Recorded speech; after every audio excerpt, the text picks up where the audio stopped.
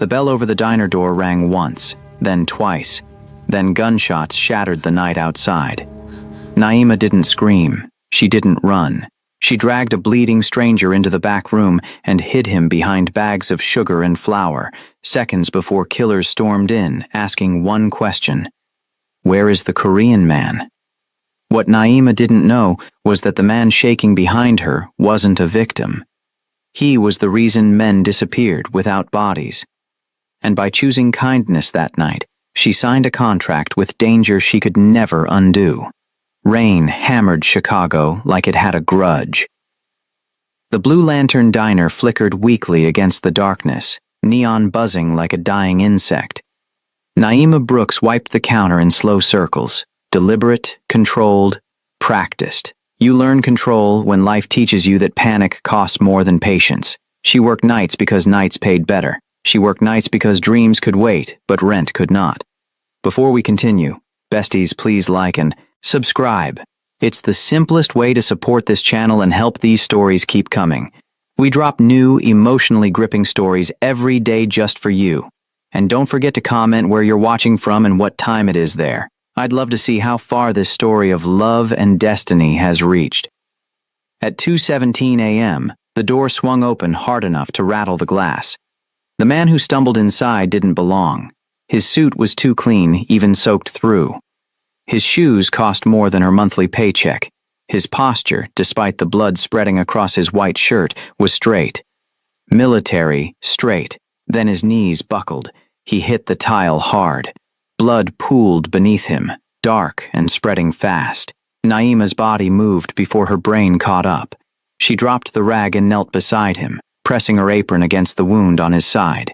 His eyes opened, dark, sharp, calculating even through pain. "Help is coming," she said automatically. His hand shot up and gripped her wrist. Not violent. Desperate. No police. Outside, tires screamed against wet asphalt. Voices shouted in a language she didn't understand. Korean, maybe. Angry. Coordinated. The man's grip tightened. "Please." Something in his voice wasn't begging. It was commanding. Like he was used to people obeying without question. Naima looked at the door, looked at the blood, looked at him. This was the moment smart people walk away. She grabbed him under the arms and dragged him through the swinging kitchen doors. He was heavier than he looked, solid muscle beneath expensive fabric. She shoved him behind the industrial shelves stacked with 50-pound bags of sugar and flour, threw a tarp over him, and kicked his blood trail under a prep table. The diner door slammed open. 3 men entered. Black coats, empty smiles, guns worn like jewelry. Naima stepped back into the dining area, heart hammering so loud she thought they'd hear it. She grabbed her rag and started wiping the counter again. Slow, circles, controlled, practiced. The leader walked toward her. His smile never reached his eyes. "We're looking for someone," he said in perfect English. "Korean man. Bleeding. You see him?" Naima met his stare without flinching. She'd survived worse men than these. Different kinds of monsters maybe, but monsters all the same. Nobody like that been here. He studied her face. Seconds stretched. Somewhere far away, sirens wailed. The man's smile widened. He leaned close enough she could smell cigarettes and expensive cologne. "If you're lying," he whispered, "we'll know." Then they left. The bell rang once as the door closed. Naima waited. 10 seconds. 20. Her hands shook so hard she had to grip the counter to steady them. Behind her, fabric rustled.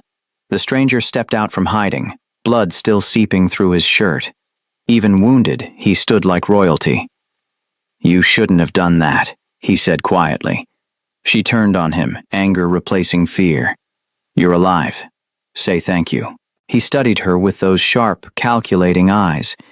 Then he spoke 4 words that changed everything. "My name is Seojin Kwon." The name meant nothing to Naima. In the Korean underworld, it meant fear itself. Who was this man that trained killers hunted him like prey? And why did they look afraid when they said his name?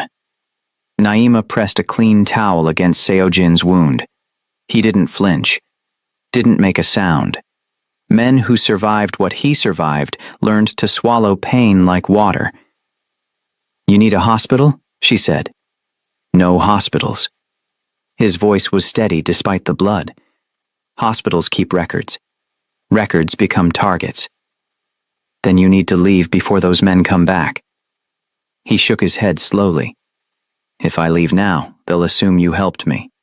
They'll come back and ask questions in ways you won't survive." Fear turned her stomach cold. "So what? You're just gonna bleed out in my storage room?" "I have people coming, but not for another hour." He met her eyes. "I'm sorry you're involved. Sorry doesn't pay rent when this place gets shot up." Something flickered across his face, almost like respect. "You're angry. Good. Fear makes people sloppy. Anger keeps them sharp." Naima grabbed the first aid kit from under the sink and knelt beside him. She'd patched up her younger brother enough times to know the basics. The wound was deep but clean. A knife, not a bullet. "Who were those men?" she asked, threading a needle. "Former associates who think I'm weak." He watched her hands without flinching as she cleaned the wound. "They're wrong.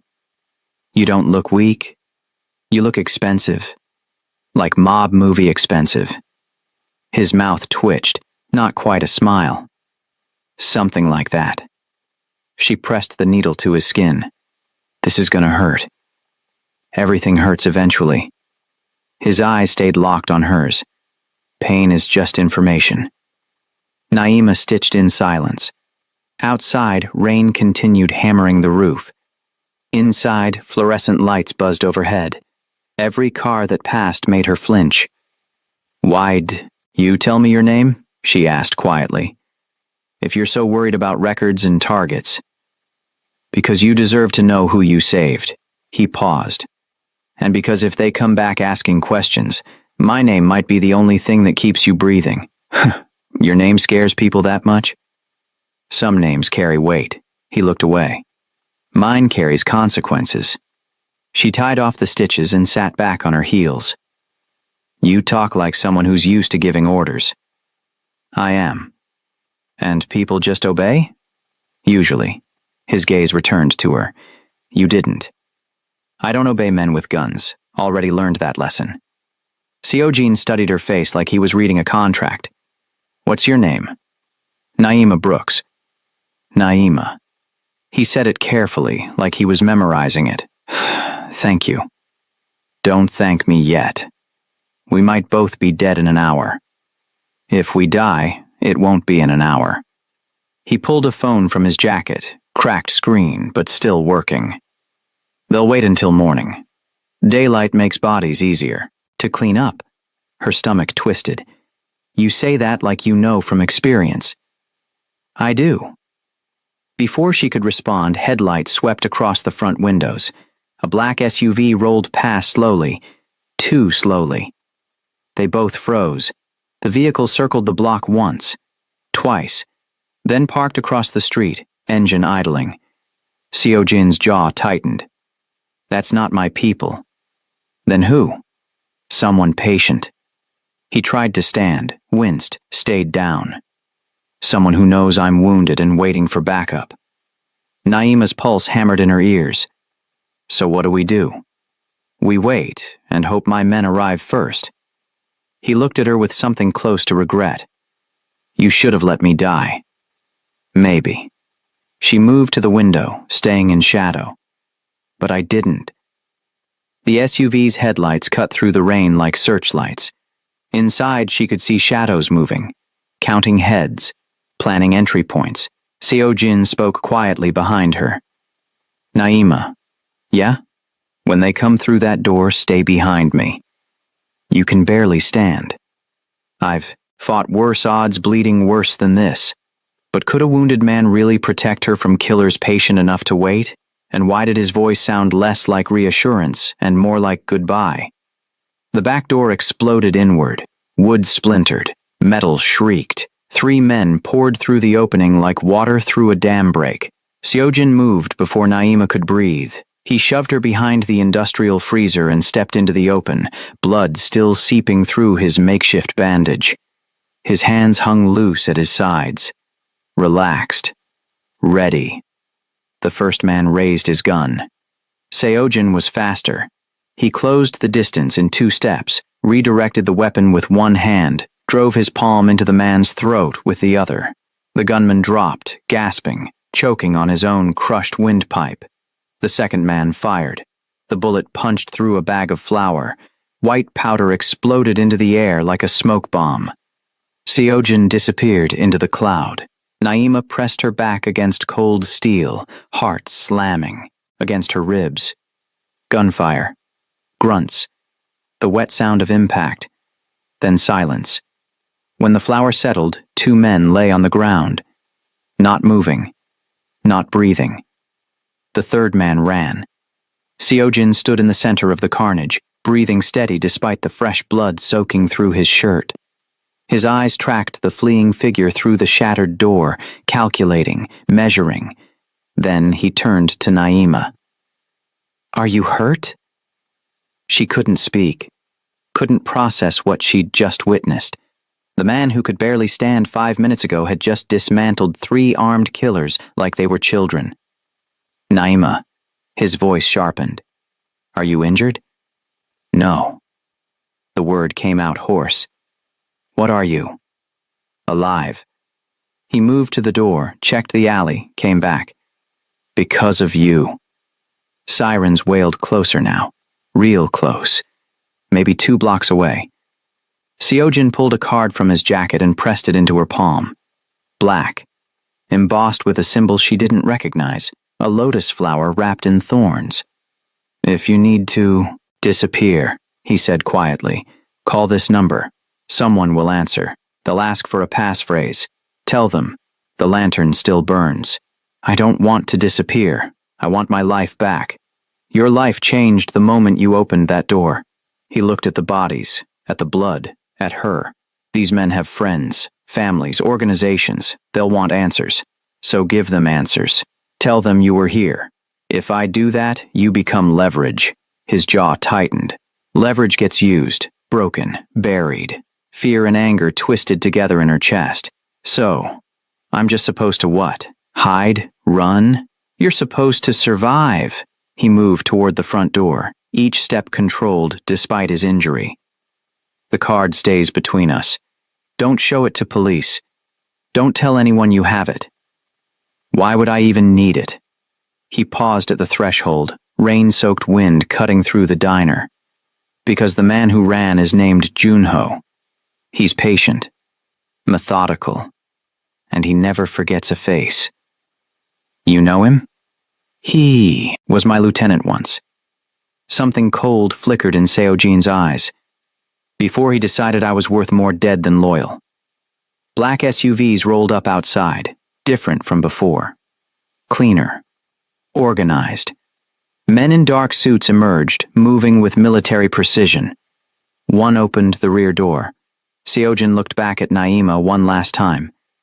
"Thank you for the kindness. I'll make sure it doesn't cost you everything." Then he was gone. The police arrived 3 minutes later.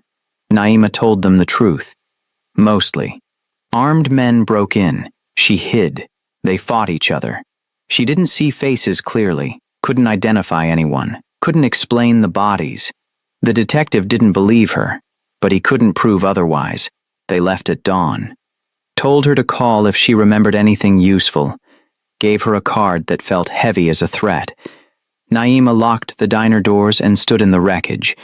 Flour dust coated everything. Blood stained the tile. Bullet holes punctured the walls. Her phone buzzed. Unknown number. The message was simple. "The debt is paid, stay safe." She deleted it immediately, but in her pocket, the black card with the lotus and thorns felt like it was burning through fabric. Could she really go back to normal when normal no longer existed? And why did safety from one monster feel like an invitation from another? 3 days passed without incident. Then Naima's landlord showed up with rage in his eyes and lies in his mouth. "You're 2 months behind," Marcus Tibbs shouted across the diner, spit flying with each word. "2 months, Naima. I want my money or you're out." She kept her voice level. "I paid you. Cashier's check. First of every month like always. Prove it. You cashed the checks. That's your proof." Marcus stepped closer, invading her space with cheap cologne and cheaper threats. "I got no record of any checks, so either you pay up by Friday or I'm changing the locks." Naima's hands curled into fists. She'd dealt with men like Marcus before, small men who felt big, when they had power over women alone. She'd paid him, had receipts at home to prove it. But receipts didn't matter when landlords lied and tenants had no leverage. "I'll bring the documentation," she said quietly. "Tomorrow morning." "You do that."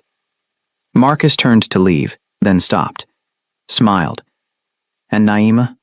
Bring cash this time. I don't trust your checks no more." The door opened before he reached it. A man stepped inside, expensive suit, empty smile. The same killer from 3 nights ago, Junho. Naima's blood turned to ice. Marcus looked between them, confused. "You know this guy?" "We've met." Junho's smile widened. "Haven't we, Naima?" Every instinct screamed run, but running confirmed guilt, so she stood her ground and lied with her whole chest. "Never seen him before in my life." Junho walked past Marcus like he didn't exist and stopped 2 feet from Naima. Close enough she could see the scar on his neck, close enough to grab her if he wanted. "You have something that belongs to my organization," he said softly. "I'd like it back." "I don't know what you're talking about." "The Korean man who bled on your floor. Where did he go?" Marcus backed toward the door. "Look, I don't want no trouble. I'm just here about rent." Junho didn't look at him. "Leave." Marcus left. The door closed. The lock clicked. Junho's smile never faltered. "I'm going to ask you one more time," he said. "Where is Seojin Kwan?" "I don't know anyone by that name." "You're a terrible liar." He reached into his jacket. Naima grabbed the coffee pot from the warmer, still hot, still full, and swung it at his face. Junho dodged, but not fast enough. Scalding liquid splashed across his shoulder. He hissed, stumbled back. Naima ran for the kitchen, for the back door, for anywhere that wasn't here. She made it 3 steps before strong hands grabbed her shoulders and slammed her against the wall. Air exploded from her lungs. Stars burst behind her eyes. Junho's face was inches from hers now. The smile was gone. "Seojin didn't save you," he whispered. "He cursed you." Then the front window shattered. Black SUVs surrounded the diner. Doors opened. Men stepped out. Not killers this time. Soldiers. Disciplined. Armed. Organized like a military unit. And then Seojin emerged. Clean suit. Pressed shirt. No blood. No injury. He looked like power wore expensive fabric and walked on 2 legs. Junho's grip loosened. Seojin stepped through the broken window, glass crunching under Italian leather shoes. He didn't look at Naima. Didn't look at Junho. He looked at the space between them like he was calculating distance and damage. "Let her go." His voice was quiet, controlled, absolute. Junho released Naima and stepped back, hands raised. "I wasn't going to hurt her." "Yes, you were. She attacked me because you threatened her." Seojin moved closer, each step deliberate, in her place of business, alone, without witnesses. Junho's confidence cracked. "I was just asking questions. You were establishing dominance." Seojin stopped 3 feet away. "On someone under my protection." The words hit the air like a judge's gavel. Junho went pale. "You claimed her?" "I'm claiming nothing." Seojin's gaze finally shifted to Naima. Something in his eyes looked almost apologetic. "I'm stating fact. This woman saved my life. That creates obligation. Debt. Consequences." "For who?" Junho asked carefully. For anyone who forgets that mercy deserves protection. Seojin turned back to him. You have 5 seconds to leave Chicago. If you're still here in 6, my men will help you relocate. Permanently. Junho looked at Naima, at Seojin, at the armed men outside.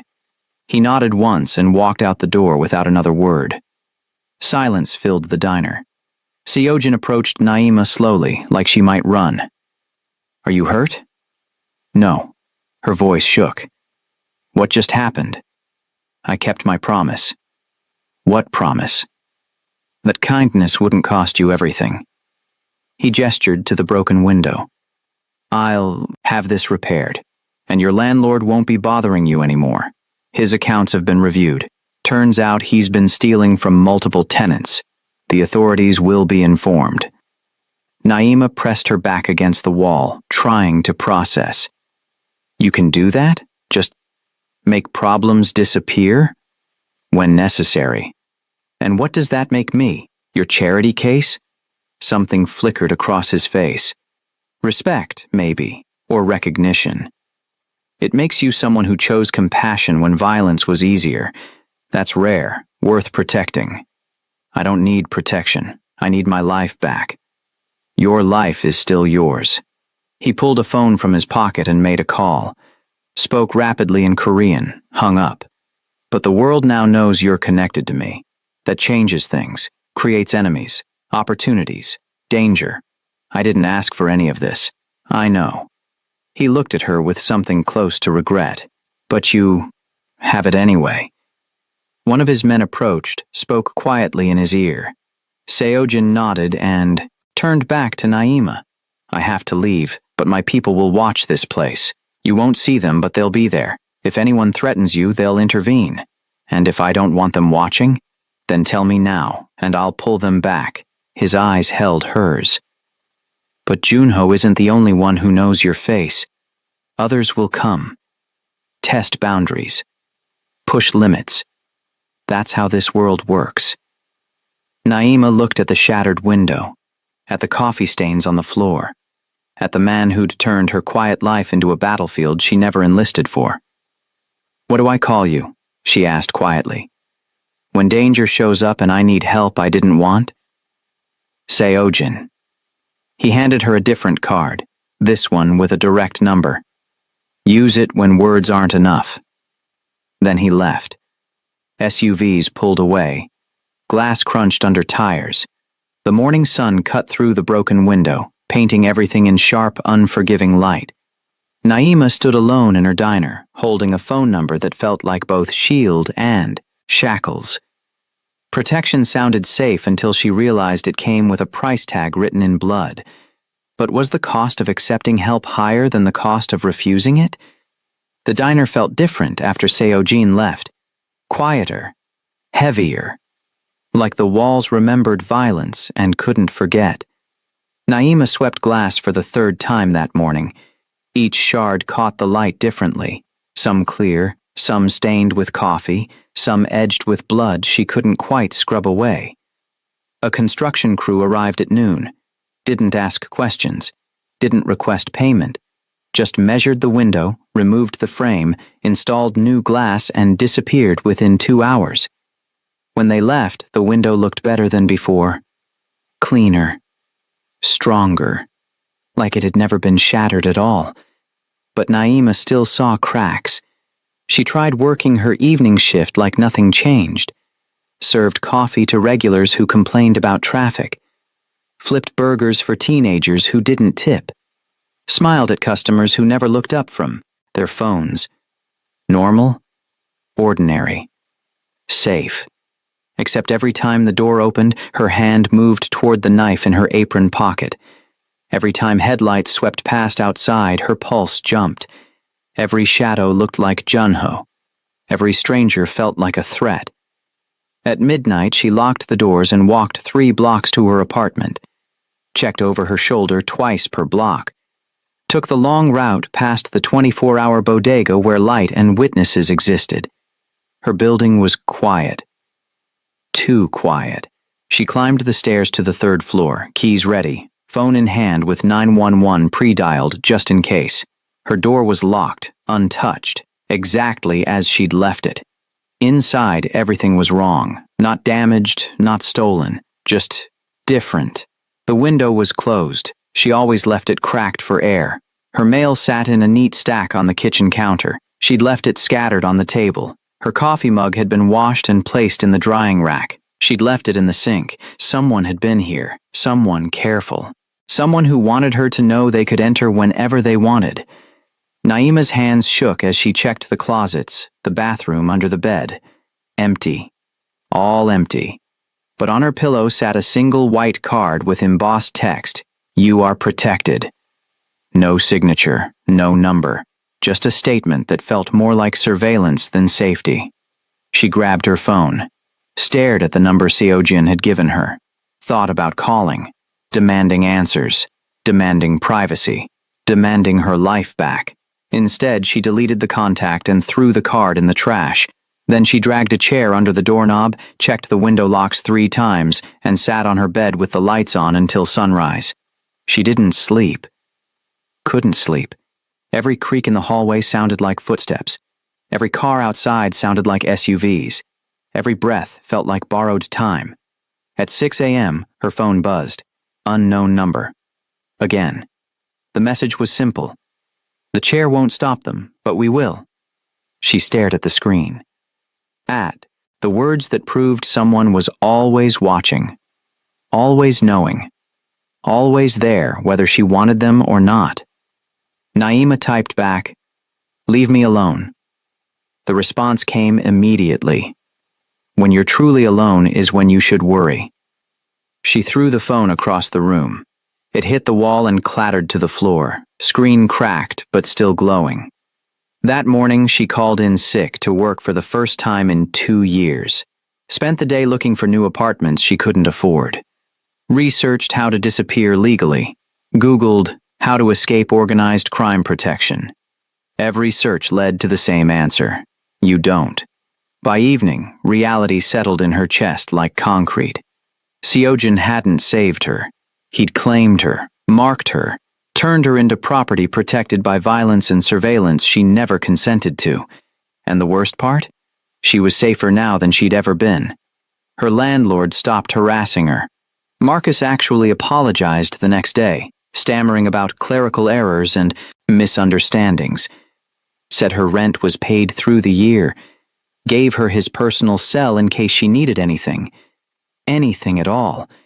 Men who used to catcall her on the street now crossed to the other sidewalk. Eyes that used to linger too long now looked away. The neighborhood suddenly treated her like she mattered, like she was connected, like touching her meant consequences. She hated it, hated how safe felt like a cage, hated how protection tasted like poison, hated that the card she threw away still sat in her mind, memorized, ready. 3 days after Junho, Naima returned to work, served coffee, flipped burgers, smiled at customers, pretended everything was fine. But when she wiped down tables, she noticed the man in the corner booth. Different face. Same energy. Watching. Waiting. Protecting. She didn't acknowledge him. Didn't thank him. Didn't do anything except exist in the space between freedom and safety that Seojin had carved out without permission. That night, walking, home, she felt eyes on her back. Not threatening, just present. Shadows that moved when she moved, distance that maintained itself precisely. And on her pillow when she got home, another card. This one had a different message. Safety is not a gift. It's a choice. Make yours.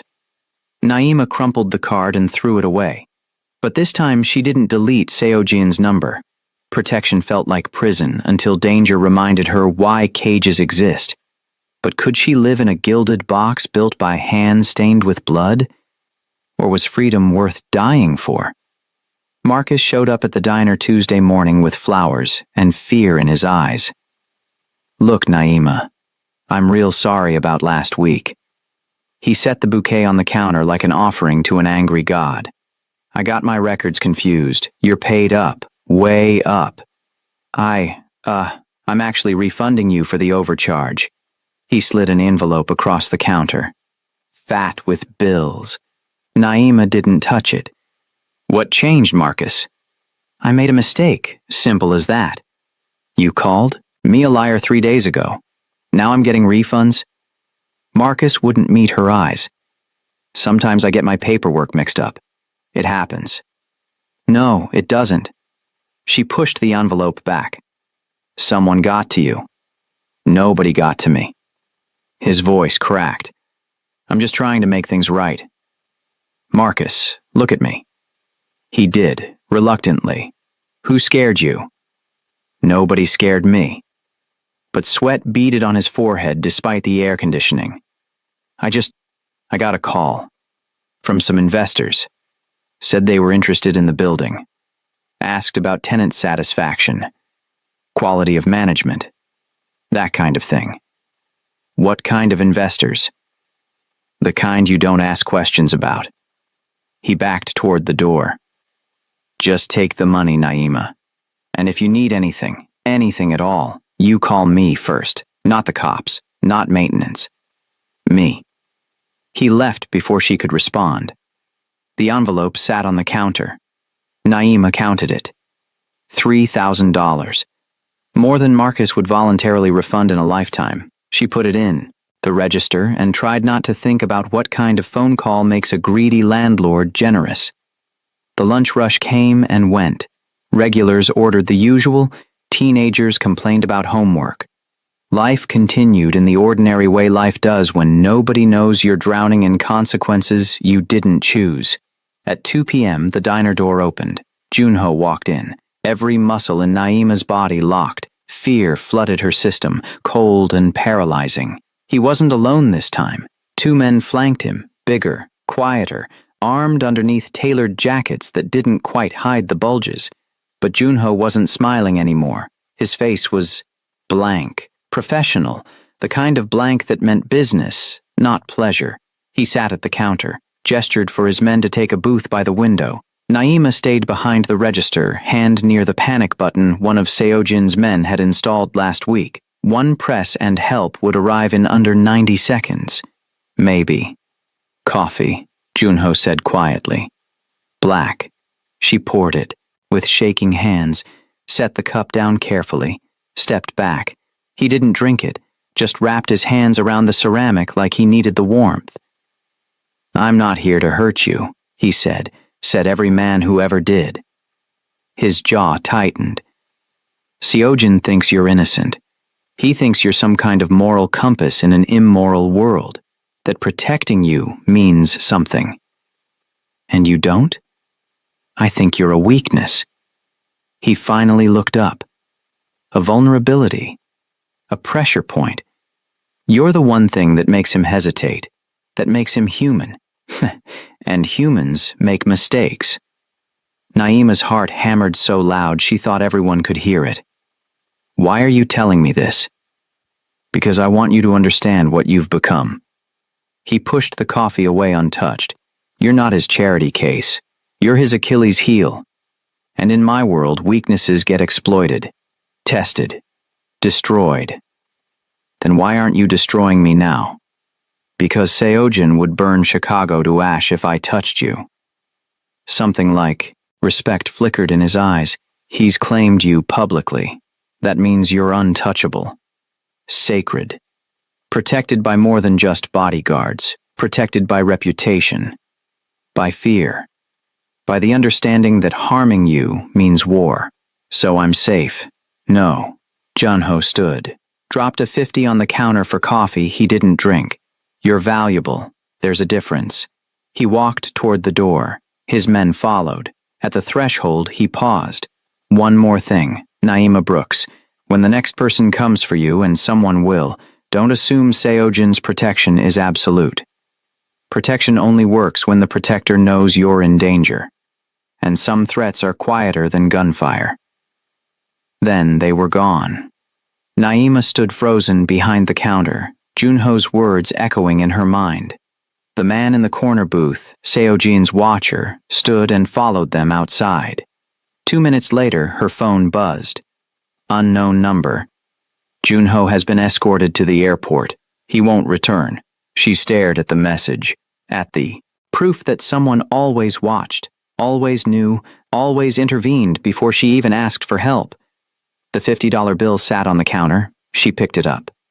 Underneath was a handwritten note in Junho's sharp script. You saved a monster. Now you live with monsters. Choose carefully which one you trust. Naima crumpled the note and threw it away, but the words stayed, burned into her brain like a brand she couldn't remove. That night, she locked the diner early, walked home, checked her apartment, found nothing disturbed, no cards, no messages, no signs of intrusion, just silence, heavy, suffocating, lonely. She sat on her bed and stared at her phone, at the number she hadn't deleted, at the choice she'd been avoiding since the night she dragged a bleeding stranger away from death. Her thumb hovered over the call button. Outside, car doors closed, engines started. Shadows moved with purpose and precision. She was never alone, never unprotected, never free, but she was alive. And alive meant choices still existed. Junho warned her that protection has limits. But what happens when those limits get tested? And when monsters promise safety, who protects you from your protectors? Subscribe now and turn on notifications so you never miss what happens when Naima finally makes her choice. The choice between freedom and survival, between isolation and protection, between the woman she was and the woman she's becoming. Drop a comment below and tell us, would you accept protection from someone dangerous? Share your thoughts and inspire others who might be facing impossible decisions. These stories matter because your voice matters. Black SUVs rolled up like a storm nobody ordered. Naima was closing the register when headlights flooded the diner. 4 vehicles, maybe 5. Doors opened in synchronized precision. Men stepped out wearing suits that cost more than her monthly rent. Then Seojin emerged from the center vehicle. He looked different, cleaner, sharper, like the wounded man from a week ago had been replaced by someone born wearing power like a second skin. He walked through the door without knocking, without asking, like he owned the building and everything inside it. His eyes found hers immediately. We need to talk. Behind him, his men formed a perimeter outside. Professional, disciplined. The kind of presence that made pedestrians cross the street without knowing why. Naima stayed behind the counter, anger rising in her chest. You can't just show up here like this. I can. And I did. He gestured to a booth. Please, sit. This is my place. I don't take orders here. Something flickered across his face. Not anger. Respect, maybe. Then I'll ask instead of command. Will you sit with me? She wanted to refuse, wanted to throw him out, wanted to scream that she never asked for protection, or surveillance, or men in expensive suits treating her diner like a war room. But curiosity won. It always did. She sat. Seojin folded his hands on the table. Junho came here yesterday. How did you... She stopped. Of course he knew. Your watchers told you. They did their job. Keeping you alive is their only priority. I didn't ask for that. You didn't have to. He leaned forward slightly. When you saved my life, you created a bond. In my world, bonds mean obligations, debts, consequences that don't disappear because they're inconvenient. So I'm just stuck? Forever watched? Forever protected whether I want it or not? You're stuck being visible. His voice softened. That's the cost of kindness to dangerous men. Visibility attracts attention. Attention creates enemies. Enemies require protection. Naima's hands curled into fists on the table. And if I say no, if I tell you to take your men and your protection and leave me alone, then I will. He met her eyes without flinching. But you need to understand what that means. My enemies know your face now. They know you matter to me. If I pull protection, they'll test whether I meant it. They'll hurt you to prove I'm weak, to prove loyalty can be broken. So I'm leverage. Yes, At least he was honest. Naima looked out the window at the men standing guard, at the SUVs that probably cost more than her entire building, at the world Seojin inhabited where violence was currency and protection was purchase price. "What do you want from me?" she asked quietly. "Nothing." The answer came quick, certain. "I want nothing except to ensure the woman who saved my life doesn't die because of that choice." "Everyone wants something. Not from you." He paused. "You gave freely when you could have walked away. That's rare. Maybe unique. I'm not here to corrupt that. I'm here to preserve it. By making me a prisoner in my own life? By keeping you breathing long enough to live it." He stood, pulled an envelope from his jacket and set it on the table. "This is the deed to your diner. Paid in full. No strings, no ownership, just a gift for services rendered." Naima stared at the envelope like it might explode. "I can't accept this." "You already have. The transfer was completed this morning." He moved toward the door.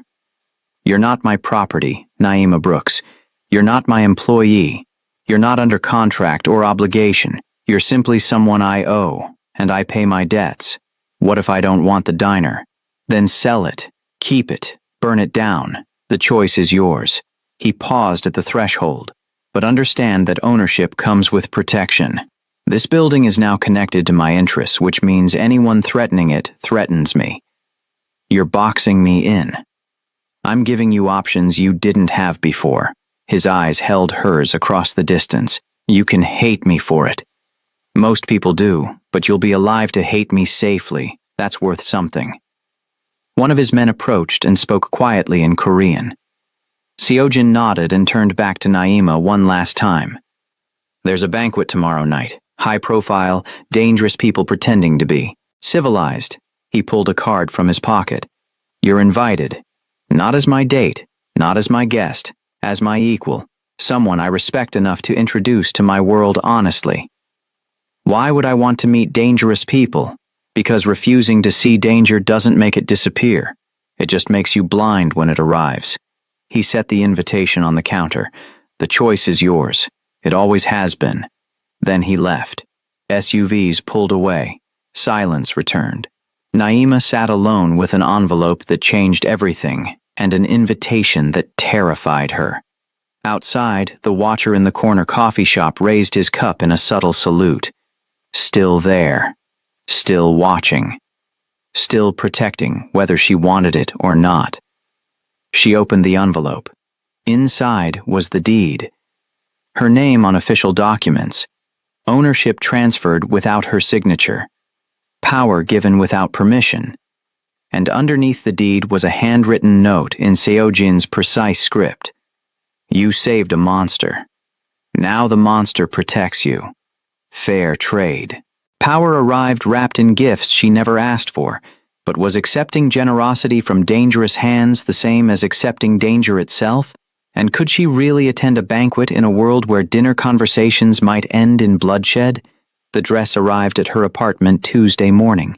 Naima didn't order it, didn't request it, just found a garment bag hanging on her door with a note.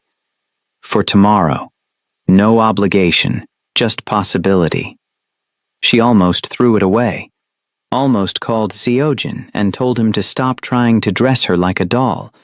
Almost burned the whole thing on principle. Instead, she opened the bag. The dress was as midnight blue.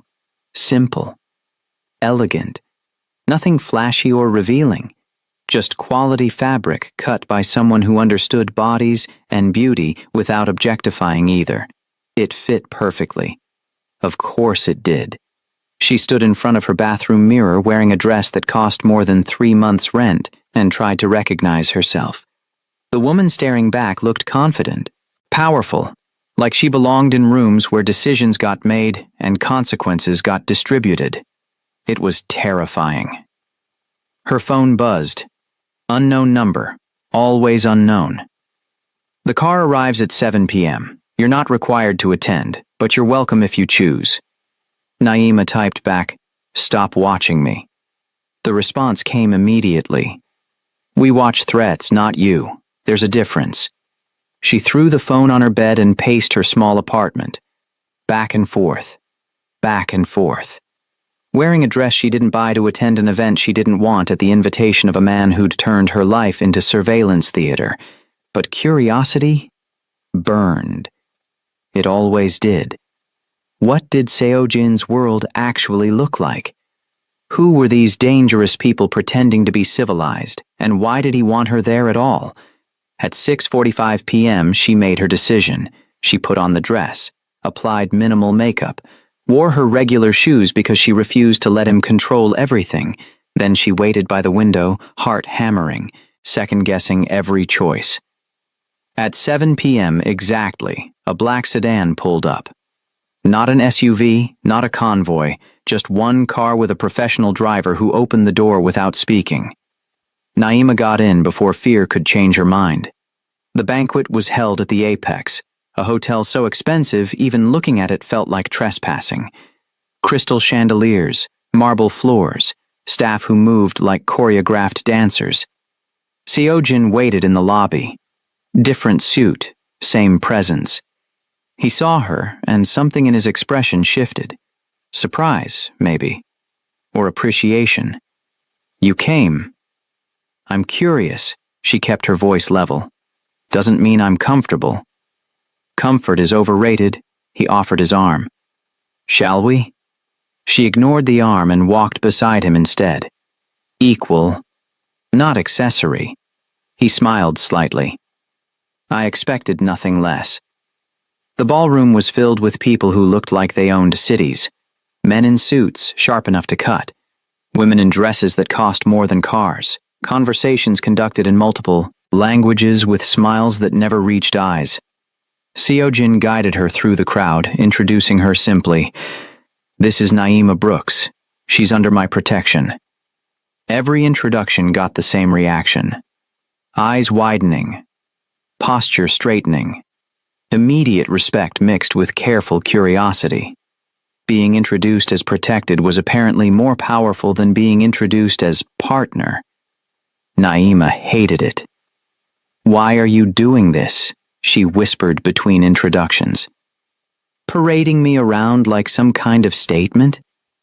Because statements matter. He led her to a quieter corner. Every person in this room is evaluating whether my protection is worth respecting. Seeing you here, confident, defiant, unafraid, proves that my word carries weight, that promises aren't empty. So, I'm a prop. You're proof, he caught her gaze. Proof that mercy exists even in violent worlds. Proof that kindness doesn't always get punished. Proof that I keep my commitments. What if I don't want to be proof of anything? Then you walk out that door and never see me again. His voice was quiet, honest. But understand what you're walking into.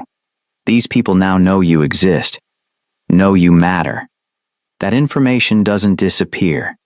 It spreads, becomes currency, gets traded in conversations you'll never hear. Fear and anger twisted together in her chest. You made me a target by bringing me here. You became a target the moment you opened your diner door. He leaned closer. I'm just making sure everyone knows the target is protected. There's a difference between being hunted and being respected. Tonight ensures the latter. By putting me on display. By showing them you're not afraid. His eyes held hers. And you're not. I see it. They see it.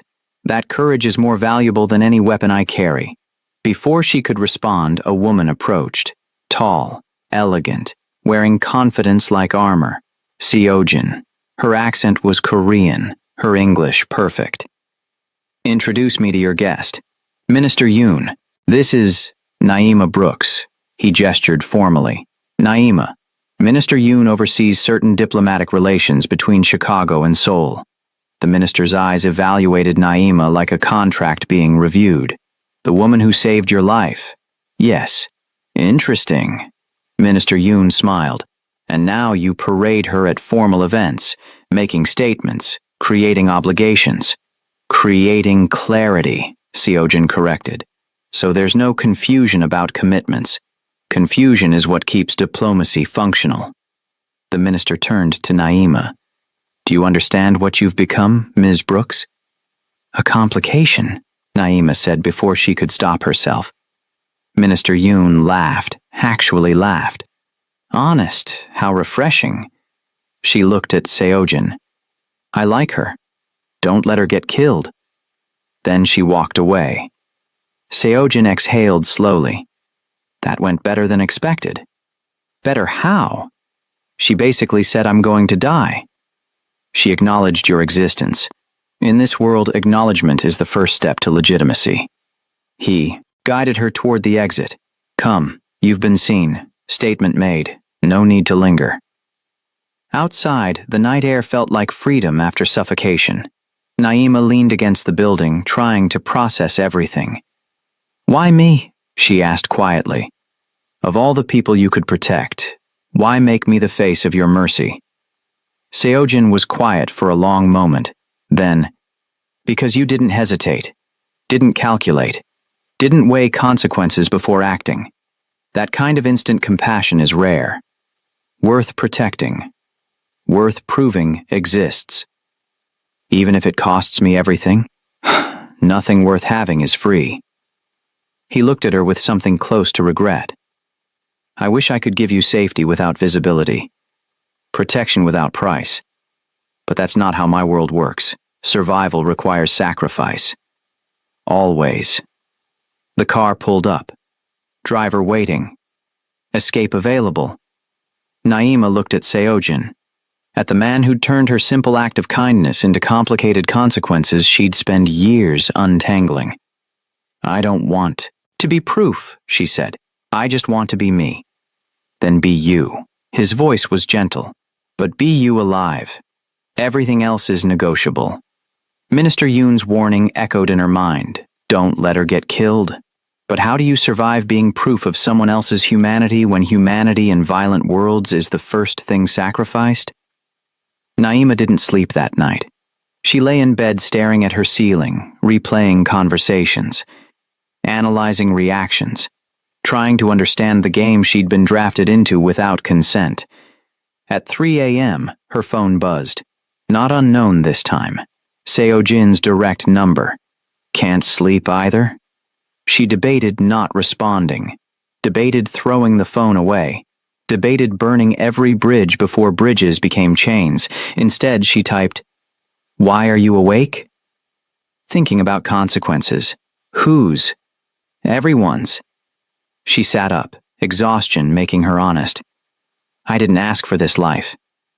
I know. I don't want to be protected like property. I know that too. Then why won't you let me go? His response took longer this time. When it came, it was voice instead of text. His actual voice. Tired. Human. Because letting you go means letting you die. And I've caused enough death without adding yours to the list. Naima held the phone, heart aching for reasons she couldn't explain. You can't save everyone. No, but I can save you. He paused. If you'll let me. What does that even mean? Letting you save me? It means accepting that safety sometimes comes from unexpected places, that protection doesn't always mean control, that maybe, just maybe, I'm trying to do one good thing in a life full of terrible ones. She closed her eyes. I'm tired, Seojin. Tired of being watched. Tired of being valuable. Tired of decisions made for me. Then make your own decisions. His voice was quiet, careful. Tell me what you need, what boundaries you want, what feels like prison versus what feels like safety. I'll adjust. You'll adjust? Skepticism sharpened her words. Just like that? Just like that. I don't believe you. Then test me. The challenge was gentle. Tell me one thing you need changed. Watch me change it. Naima thought about the watchers, the surveillance, the constant presence of men in shadows.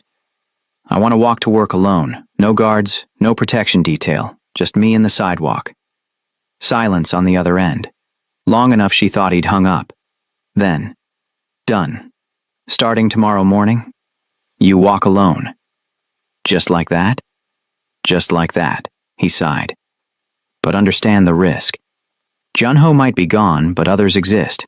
People who test boundaries, who push limits, who see unprotected as weak. I'll handle it. I know you will. Something in his voice sounded almost proud. You've handled everything so far. They sat in silence. Not uncomfortable. Just present. Two people awake at 3 a.m. for different reasons that somehow felt connected. Seojin? Yes.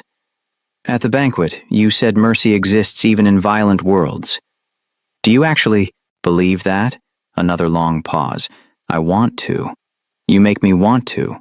That's not the same as believing. No, but it's a start. He exhaled slowly.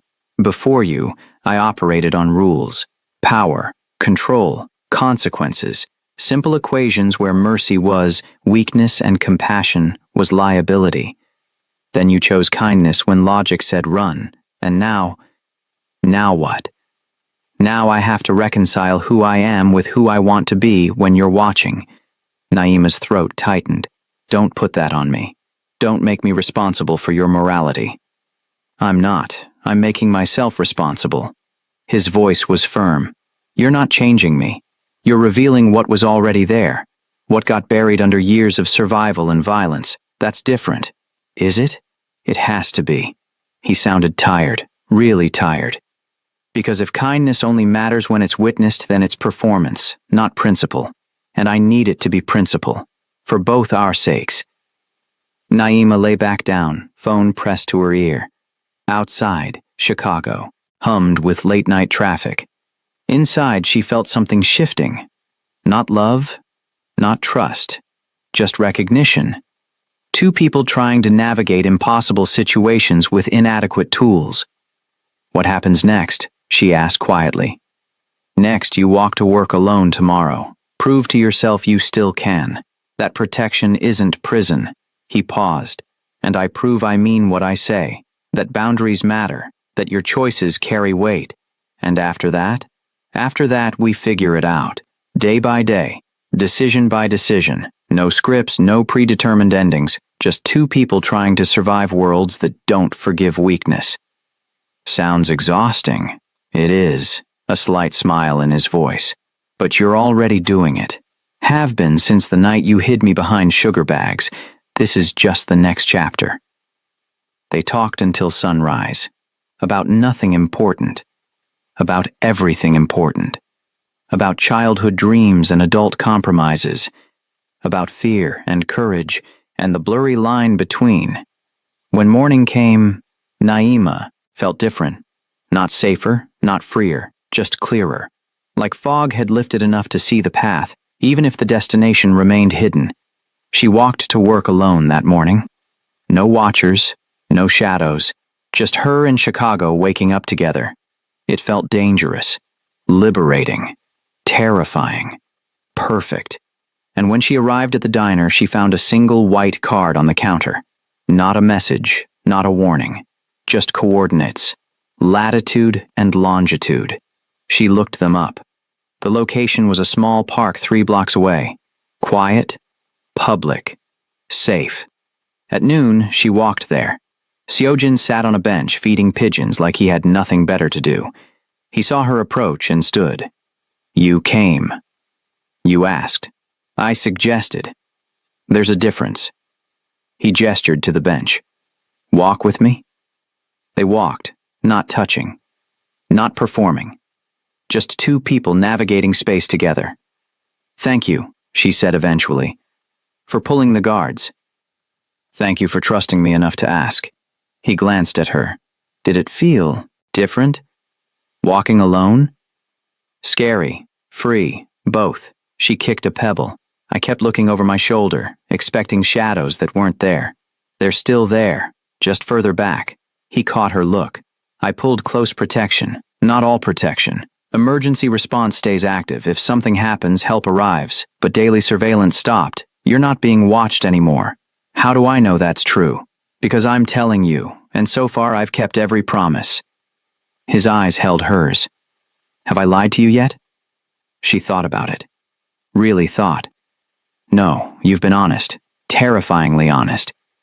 Then trust that honesty now. They stopped walking, faced each other. I'm trying, Naima. To be better. To honor what you represent without suffocating it. To protect without controlling. It's not easy. I don't have models for this. But I'm trying. Naima looked at this man. This dangerous, complicated, impossible man, and saw something she didn't expect. Vulnerability. Real. Raw. Unguarded. I see you trying, she said softly, and I appreciate it. But appreciation isn't the same as acceptance. I know, he nodded. So where does that leave us? I don't know. Honest. True. Maybe nowhere. Maybe somewhere. I just need time to figure out what life looks like when protection feels like partnership instead of prison. Take all the time you need. He started walking again. I'll be here. Not watching. Not hovering. Just here. When you decide what here means. Two people stood at the crossroads between danger and dignity. One offering protection without possession. One demanding freedom without abandonment. But could safety and autonomy coexist when the protector's world was built on control? 6 weeks passed without incident. Naima walked to work alone. Served customers, paid bills, lived life in the ordinary way life insists on being lived even after extraordinary things happen. Seojin kept his distance. No calls, no visits, no mysterious cards or surveillance updates, just silence. The kind of silence that felt like respect instead of abandonment. She almost missed him. Almost, which was terrifying in its own way. Then one Tuesday morning, Marcus appeared at the diner. No flowers this time, no fake apologies, just fear etched so deep in his face it looked permanent. Someone's asking about you, he said without preamble. Not Seojin's people, the different energy. Dangerous energy. Naima's stomach dropped. Who? Didn't give names, just showed pictures of you. Asked if I knew where you worked, where you lived, your schedule. Marcus was shaking. I didn't tell them anything, but they weren't asking politely. What did they look like? Korean, professional, smiling in ways that made my skin crawl. He backed toward the door. I'm telling you because you've always been decent to me, even when I wasn't decent back. But I can't protect you, Naima, and I can't afford to die trying. Then he ran. Naima stood frozen behind the counter, heart hammering, breathing shallow, every instinct screaming danger. She pulled out her phone, stared at Seojin's number, the one she hadn't called in 6 weeks, the one she promised herself was only for emergencies. This qualified. She dialed. He answered on the first ring. Naima. Just her name. But the way he said it, careful, controlled, alert, told her he'd been waiting for this call. Someone's looking for me, asking questions, showing pictures. Where are you? The diner. Lock the doors. Back room. Now. Command mode activated. I'm 10 minutes away. Seojin, do it. Now. Questions later. She locked the doors. Flipped the close sign, moved to the back room where sugar bags and flour sacks still sat stacked like the night this all started. 8 minutes later, SUVs surrounded the building. Seojin entered through the back door, flanked by 4 men. All armed, all professional. All moving with the kind of precision that meant this wasn't their first extraction. He saw her and something in his expression relaxed. Just slightly. You're okay. For now. For longer than now. He pulled out his phone, made calls in rapid Korean. Listened. Nodded. Hung up. It's Junho's people. He sent a crew from Seoul to test whether my protection was real or performance.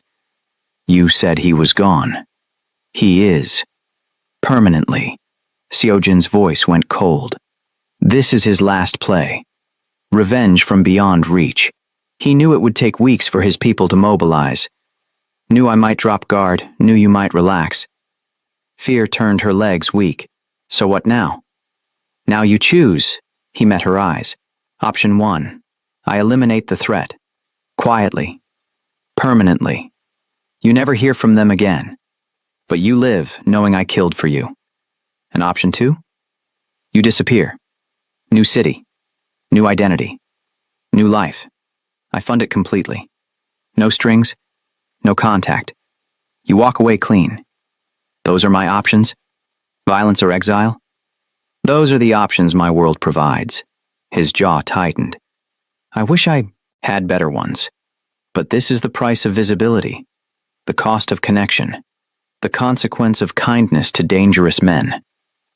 Naima looked at him. At the man who'd kept his distance when she asked. Who'd honored boundaries when pressing would have been easier. Who was offering her violence or freedom and making sure she knew the weight of both choices. What do you want me to choose? She asked quietly. I want you to choose life, whatever form that takes. His voice was gentle. You saved mine once. Let me save yours now, however you'll accept it.